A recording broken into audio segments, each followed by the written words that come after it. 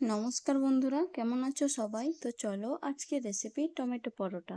এখানে আমি নিয়েছি ময়দা, তার মধ্যে দিয়ে দিলাম লবণ আর তেল।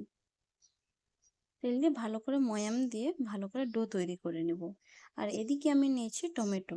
তো টমেটোটা কিন্তু একটু বেশিই নেবে, কারণ এটা তো টমেটোর পরোটা। তো চলো আজকে কেমন করে টমেটো পরোটা বানাই তোমরা দেখো। আর প্লিজ অবশ্যই একবার ট্রাই করো আর কমেন্ট করে জানিও কেমন হয়েছে। তো চলো প্রথমে আমি ময়দাটাতে ময়াম দিয়ে নিচ্ছি।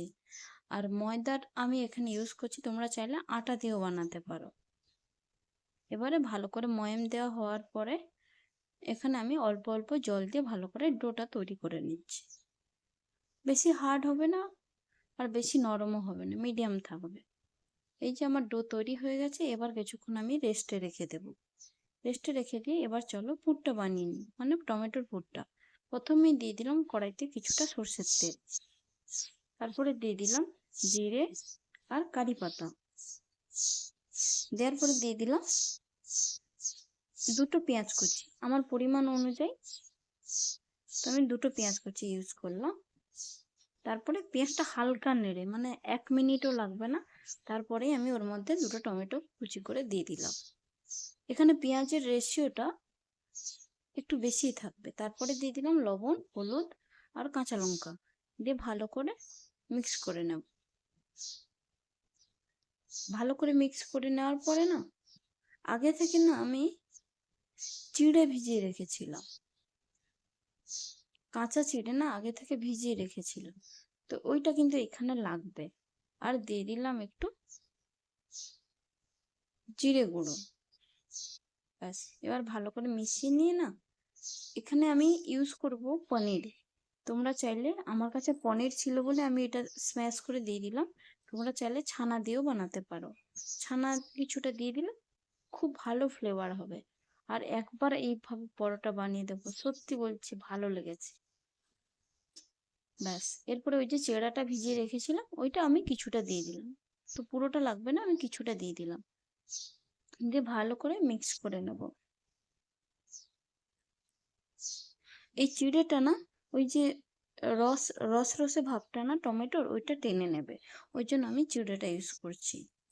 ব্যাস, ভালো করে মিক্স করা হয়ে গেছে। এবার আমি ঢাকনা দিয়ে একটুখানি ওয়েট করব। ব্যাস, এবার আমার পুরো ডোটা রেডি। এবার লাস্টে দিয়ে দেব ধনিয়া পাতা,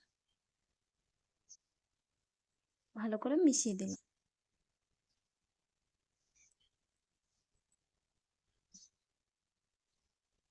আর এইটা বানাতে অতটা ঝামেলার হয় না তো, খেতেও খুব ভালো লাগে। একটু ঝামেলা হলে না অনেকে বলতে বানাতে চায় না, লেট হয়। কিন্তু একবার এইভাবে বানিয়ে দেবো, পুর তৈরি হয়ে গেলে ব্যাস পরাঠা রেডি। ভেতরে পুর ভরে ভেজে নিলেই হবে। এর সাথে অন্য কোনো তরকারিও লাগবে না, এটা দিয়েও হয়ে যাবে। কিন্তু এর সাথে আলুর দমও ভালো জমে যাবে। ব্যাস, পুর রেডি। এবার আমি ময়দার মধ্যে ওই পুরটাকে ভরে দেবো। প্রথমে একটা লেচি কেটে নিলাম। লেচি কেটে, যেমন আমরা ওই ওটা কি পিঠে বলে, পুলি পিঠে, পুলি পিঠের মতো গোল করি, তার মধ্যে পুরটা ভরি না, ঠিক তেমনি ভাবে আমি দিয়ে দিলাম। এইটা এইভাবে করেছি। আরেক ভাবে হয়, ওই লুচির সাইজের মতো বেলে নিলেই হবে, দিয়ে মাঝখানে পুরটা দিয়ে ভালো করে গোল করে নিলেই হবে। একই প্রসেস, ওইটাও সহজ। বাস একটু কেটে রেখে দিলাম যাতে ভালো করে জোড়া থাকে। বাস, এবার গোল করে হালকা হালকা করে প্রেস দিয়ে বেলে নিতে হবে। আর একটু বেশি প্রেস দেওয়া হয়ে গেলে একটু ফেটে যায়। তো আমারও কিন্তু আজকে বেলতে গিয়ে কিছুগুলো ফেটে গেছিল। প্রথমের দিকে কিছুগুলো ফেটে গেছিল, খুব তাড়াহুড়ো ছিল তো। তো আমার হাজবেন্ডও খেতে চাইছিল, লেট হচ্ছিল না ডিনারের জন্য। তো তাই জন্য একটু তাড়াতাড়ি করতে গিয়ে একটু ফেটে গেছিল। বাট লাস্টের দিকে এগুলো ঠিকঠাক হয়ে গেছে। ব্যাস, আমার বেলা হয়ে গেছে, এবার আমি ভেজে নেব। আর এটা হবে না মিডিয়াম আঁচে। মিডিয়াম আঁচে তাওয়াটা বসিয়ে দিলাম, দিয়ে উপর সাইড দু সাইডে ভালো করে সেঁকে নেব প্রথমে। শিখতে শিখতে আরেকটা পুর ভরা দেখিয়ে দিচ্ছি তোমাদের। এরকম করে গোল করবে আর ভেতরে পুরটা ভরে দেবে। গোলটা একটু বেশি থাকবে, কম গোল থাকলে তাহলে কম পুরটা যাবে না, পারবে না অতটা। আর ওদিকে আমার হচ্ছে পরোটাটা।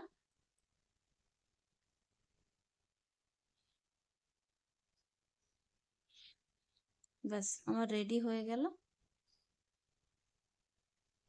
আরেকটা ডো। এদিকে আমি পরিমাণ মতো ভালো করে আমার ভাজা হয়ে গেছে।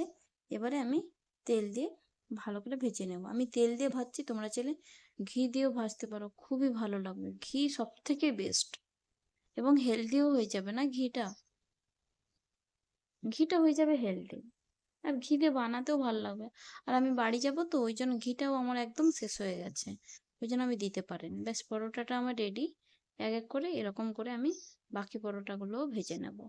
দেখো এটা কিন্তু একটুও ফাটেনি, একটুও ফাটেনি, এটা খুবই পাতলা হয়েছে কিন্তু খুবই, আর একটু মোটা থাকবে। ব্যাস এরকম করে হালকা হালকা করে ভেজে নেব।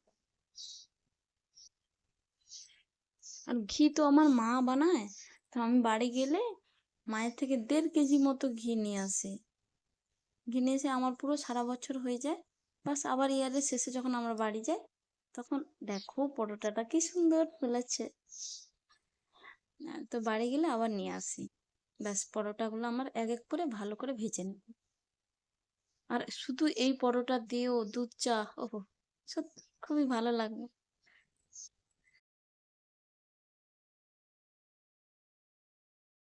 বাট সত্যি বলছি, খেতে একটা আলাদা লাগবে এই ধরনের পরোটাগুলো।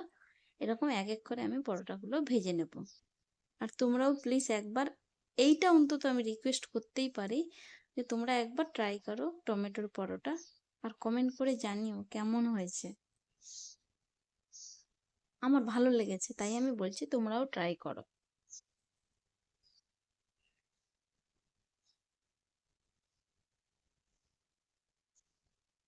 আর টমেটো তো কিছু কিছু কাঁচা থাকলেই না ভালো লাগে, পুরো সবগুলো তো গলে যায়নি, ওই জন্য কিছু কিছু জায়গায় ফেটে গেছে দেখো। বাই। আলুর দম